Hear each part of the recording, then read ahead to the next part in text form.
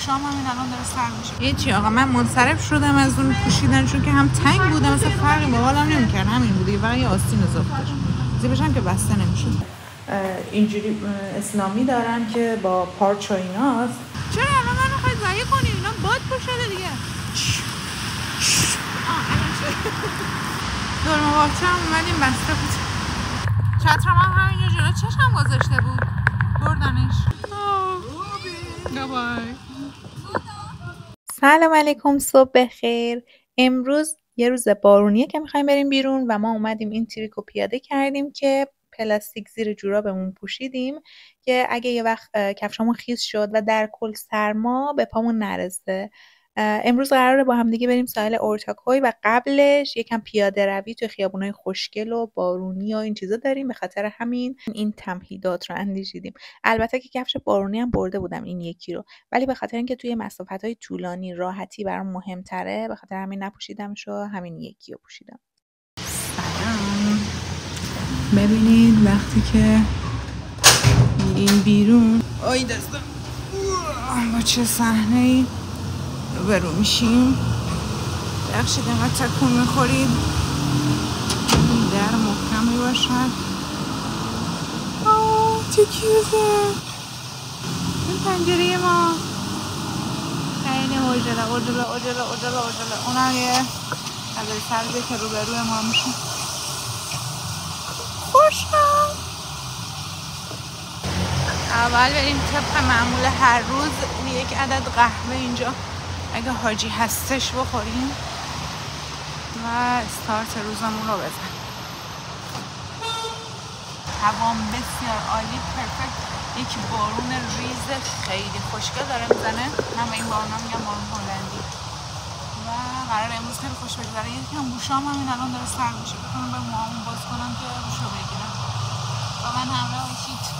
اینجا دقیقاً این پایین هتل ماه، اونجا و وقتی که میایم، البته اون اتاقی که ما اونوریم اونوره و بعد میایم اینجا و اینجا ایستگاه اتوبوس میشه. همه اتوبوس ها همونجا وای میسن. اینجا هم هر کدوم از این کوچه ها رو بریم میرسیم به خیابون استقلال. چه قشنگه بارونش، خیلی نازه. چقدر پرنده ها زیاد شدن. یه چیزی هم در مورد این ترامواها بهتون بگم. ببین اینا وقتی که مثلا میزنی میای تو، دو تا مسیر داره، یکی اونوریه یکی اینوریه. میدونی شما دو تا مختلف سوارشین، کاملا دو تا مسیر مختلف داره. یکیش میره اینوری، یکیش میره اونوری، یکیش میره اونوری، یکیش میاد اینور. پس به خاطر همین دقیق مثلا همین که کارت زدی وارد شده، هر چی اومد جلوت نباید سوار بشی. از یکی بپرسین یا رو ایستگاه بخونید یا هر طریق. خودشون هم معمولا یه پلیس اونجا بوتیش داره که ازش بپرسید که درست سوار شید. من خیلی از این اشتباهی انجام دادم. ما چون سفر زمستونه اومده بودیم از قبل تمهیدات دیگه‌ای هم اندیشیده بودیم. یکی دیگه‌ش رو این بارونیا بودش که من همون موقعی که گرفتم تستشون کردم، همه خوب بودن و اینا، ولی دیگه تست نکردم. بعد اومدیم اینجا دیدم این یکی درست بود و به خاطر اینکه همراه هم زیاد نپوشیده بود دادم به اون. اومدم اون یکی رو بردارم، دیدم ای وای اشتباه داده و اونی که من انتخاب کرده بودم کلا مدلش فرق میکرد. کلاهش نقاب داشت، بلند بود، آزاد بود، جاکوله‌ای داشت و کلا فرق میکرد دیگه. هیچی، من نتونستم بپوشم و همینجوری بارون خوردم ادامه راه. خلاصه که شما از اشتباهات من درس بگیرید و همه پکاتون رو قبل سفر باز کنید و امتحان کنید. یه چی آقا من منصرف شدم از اون پوشیدن، چون که هم تنگ بوده مثلا فرقی با حالم نمیکرد، همین بودی و یه آستین اضافه داشت. زیبش هم که بسته نمیشد. هیچی، بذارمش تا وقتی که برگردم و ببرم عوضش کنم.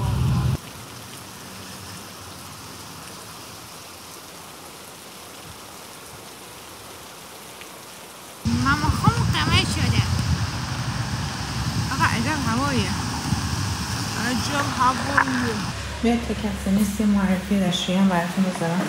بعضی از مسجداشون، الان این دستشویی مسجده، بعضی از مسجداشون اینجوری براتون میذارن که برای اهل سنت ها که بتونن بیان اینجا حالا پاشون رو بشونن و وضوی مخصوص خودشون رو بگیرن.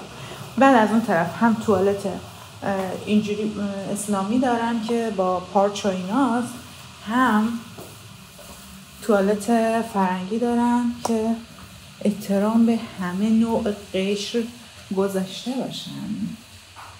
همین.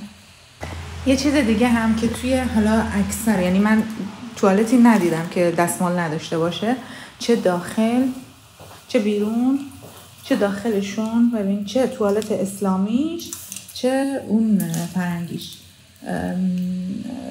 چیز همشون دستمال داره. هیچ کس هم نه دستمالا رو کلا برمی داره میبره نه هیچ کار دیگه ای، هم ضد الکل.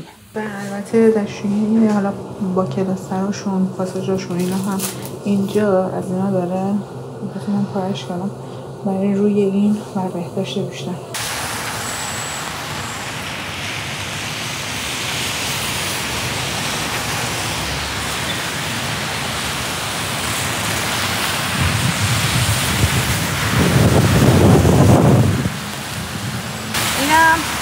این البته یه عکس دیگه شه، یه عکسشون هست که میخوام همون ببوسم، اون خیلی خوشگل تره، کلی معروف شده، حالا اسمشو دقیق نمیتونم بخونم. استانبول سان چاگری چه کنم، یه نتفلیکس داره میذاره و اولین فیلمیه که بعد از عشق ممنوع سمر و مهند با هم دیگه بازی میکنن. فکر کنم مثلا کل ترکیه عکسشو زده، تمام از این بنرها از این فیلم پره.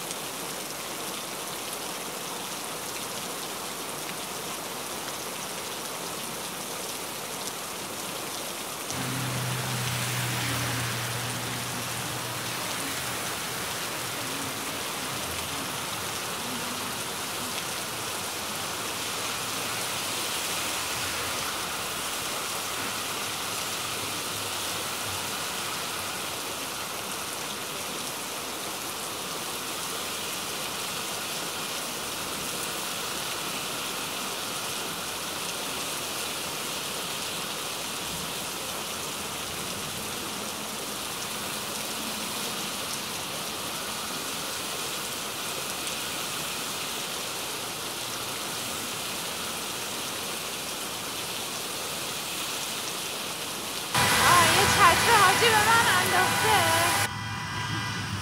بهم میگه ضد بانه، کوچکترین بادی که من همش میره عقب و من با همش اینجوری بگیرم. خلاصه که من چتر ضد باد خریدم، در اصل این موافق باده بیشتر تا ضدش، چون یه فوت هم بکنه اینجوری دوباره پره هاش میره عقب. اینم از یه چتر بابا واقعا از فرض مریضی بخون. نه الان برگرد دیگه. چرا الان منو خواهی ضعیف کنی؟ اینا باد پر شده دیگه.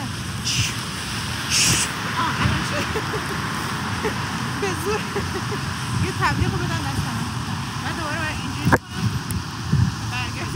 خلاصه که همش اینجوری گرفتنش. البته چتر رو بیشتر برای گوشی میخواستم، خودم کلا مولا و همه چی اینا هستش دیگه. بارون اینا برای خودم گرفته بودم که بارون من اونجوری گیرم زد. خب حرفای بیادمی هم گفتم و خلاصه من همش رو اینجای دوربین نکن اونجاش نگاه دیگه. دورمواقچه هم اومدیم بسته بود نمیذاره بریم تو و الان باید دنبال مقصد بعدی باشیم.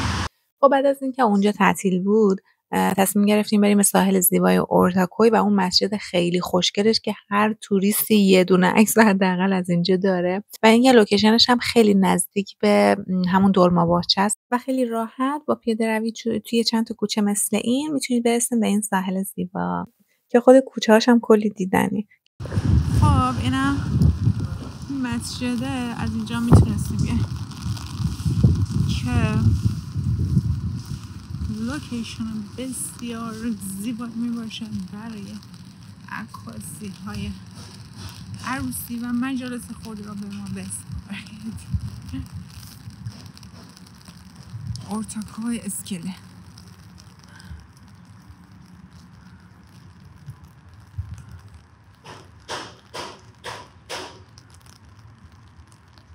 اسکلسی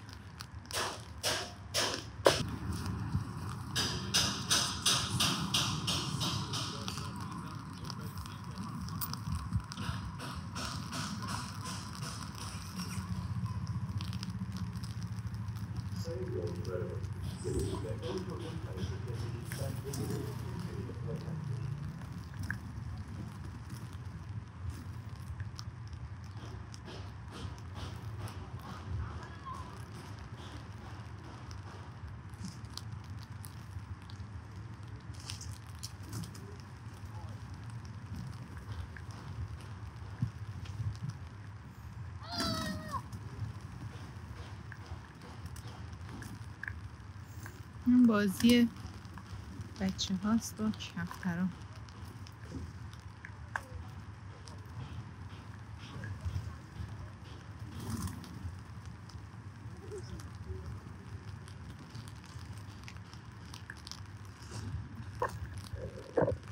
اینم الکیه، یعنی پول که میندازی توش کار نمیکنه، فقط میچاپونه. خب اینم از مسجد اورتاکوی، اینجا هم کلا ساحل اورتاکوی میشه که میان برای عکاسی و فیلم برداری. خلاصه یک ویوی خیلی باحالی داره. اون طرفش هم که پل بوغازه. الان این پل بوغاز هم سر میزنیم. توی این مسجد هم میتونیم بریم که اونم رایگانه و اینکه یه سری رستوران و اینا هم اینجا داره این ولی که قیمتشون هم بدک نیست، خوبه. ولی حتما قبل از اینکه برید بشین سرویسشون رو ازشون بپرسید و اینکه خلاصه میتونید کلی اینجا خوش بگذرونید. یه ذره بالاتر، چند قدم بالاتر هم یه بازار باحال داره که مغازه‌های مختلف هم خوراکی هم مثلا فروشگاهی اینطوری داخلش داره. یه ذره هم بعد از اینجا پیاده که میرید میرسید به دقیقاً زیر پل بوغاز که اونجا میتونین عکاسی کنید و اینا. بعدش هم که دوباره میتونین با اتوبوس یا هر چیزی بریم به ساحل ببک و ساریه رو کلا اینور بالا شهری رو بگردید. همین. این کشتی هم نشون بده. این هم کشتی های باری هستن و اینجا میتونیم اون تپه چاملیچه هم ببینیم. فکر میکنم آره دیگه همون باید برج چاملیچه باشه به خاطر اینکه بزرگترین یعنی نماد جدید استانبول قراره این برجه بشه و اونم قراره بریم و با هم دیگه ببینیم. چون این بسیار بلند نگاه قدش نسبت به من کنیم اینقدر از من بلند. چترم اینجا گذاشته بود وقتی رسیدم، الان نیست. چترم هم همینجا جلو چشم گذاشته بود، بردنش. یارو ندارم، همین یه چتر بود با پول زحمت کشیده به دست آورده. اما داشتم دل میکردم برای این چت شیشه یا بخرم نخرم اینا. بعد یکی هم دیدم چت 2 نفره داشت، گفتم برم از اونم بخرم. دیگه اینو بردن که منو یه دل کنن حتما بخرم. نو هم خریده بودمش. عجیب من انداخته بود، چتر ضد باد بود. ای بابا، هی چتر ضد باد به من نیومد. فعلا از بارون لذت ببرید. یه آقایی از اونایی که پلاستیک زباله و اینجور چیزا جمع میکنن، اون اومده بود برداشته بود. خدا رو شکر زود رفتیم و بهمون داد.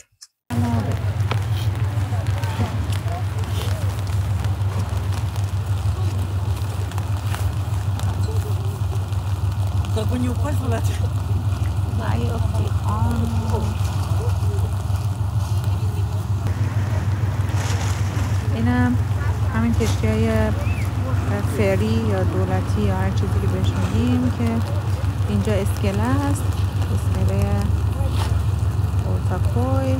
بلیط میخریم، حالا هر کدومشون یه جایی میره.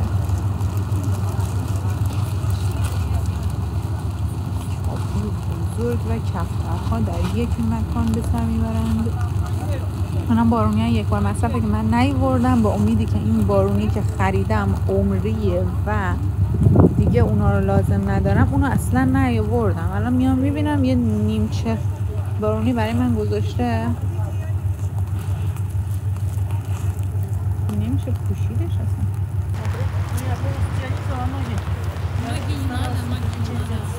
حاجی عکس قشنگ داره. Так, нет, видишь? Вот смотри.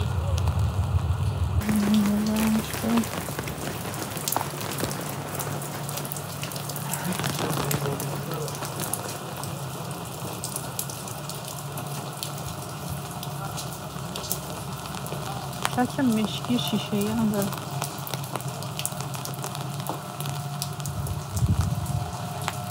چه بوهای خوشمزه این ها. من چون گرسنه‌ام شده. مشتری هم.